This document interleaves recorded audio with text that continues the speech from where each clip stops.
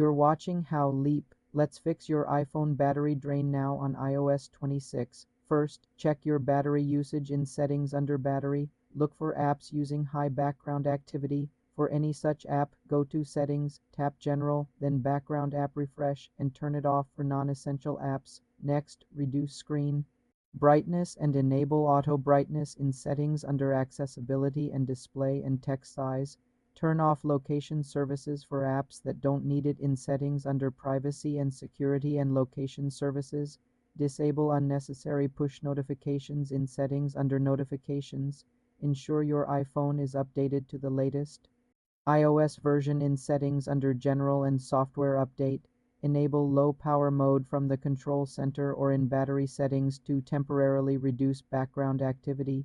Check for a poor cellular signal as this drains battery. Use Wi-Fi when possible. Manage your mail settings to fetch data less frequently. Restart your iPhone to clear temporary glitches. As a last step, if battery health is poor, consider replacing the battery in Settings under Battery and Battery Health. For more simple computer tutorials, subscribe to the channel.